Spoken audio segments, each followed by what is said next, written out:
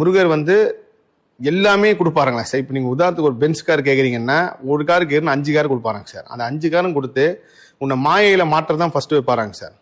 அப்போ என்ன ஆகுனாங்க சார், இன்னைக்கு பென்ஸ் கார் எடுத்துட்டு போறோம், கோயிலில் கூட்டமா இருக்கும், கார்ல எவனா கோடு கீடு போட்டானா இதுவாயிடும், சரி இன்னொரு நாள் முருகரை பார்த்துலான்னு உங்க மனசே ஆட்டோமேட்டிக்கா தோண வச்சு நீங்க சைக்கிள்ல வர வரைக்கும் பக்தியோட வந்திருப்பீங்க சார், நடந்து வர வரைக்கும் பக்தி உணர்வோட வந்திருப்பீங்க சார்.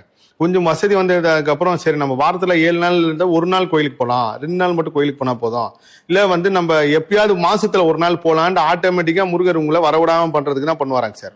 இதை தாண்டி நீங்க எப்பயும் ஒரே நிலையில இருக்கீங்களா. நான் வந்து வண்டி கார் எடுத்தப்போ இதே மாதிரி இவர் என்ன சொன்னாரோ இதே மாதிரி நான் இருந்திருக்கேன். கூட்டம் இருக்கும், பார்க்கிங் கிடைக்காது. இப்பயும் கிட்டத்தட்ட ஒரு 4-5 வருஷத்துக்கு முன்னாடி இந்த மாதிரி அல்பத்தனமா யோசிச்சுலாம் இருக்குன்றது அன்னைக்கு நான் உணர்ந்தேன்.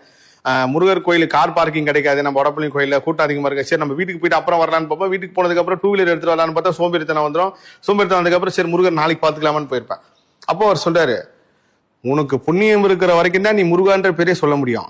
உன் அக்கௌண்ட்ல புண்ணியர் வரைக்கும் முருகர் உன்னை வர வச்சுக்கிட்டே இருப்பாரு. அந்த புண்ணியத்தை டெவலப் பண்ண தான் பாத்துக்கணும், தவிர கீழே இருக்கக்கூடாது. அதுக்கு என்ன பண்ணோம், நினைக்கிறப்பெல்லாம் முருகனை போய் பாரு, நினைச்சப்பெல்லாம் முருகான்னு சொல்லு. உங்க வாழ்க்கையில என்ன நல்லது நடந்தாலும் சரி, எவ்வளவு பெரிய சோனா இருந்தாலும் சரி, முருகான்ற சொல்றதை மட்டும் விட்டுறாதேன்னார். சோ இது அவரு எனக்கு சொன்னது, நான் உலகம் ஃபுல்லா இருக்கிற முருக பக்தர்கள் வந்து உங்க காணொலி வாயிலா நான் சொல்றேங்க சார்.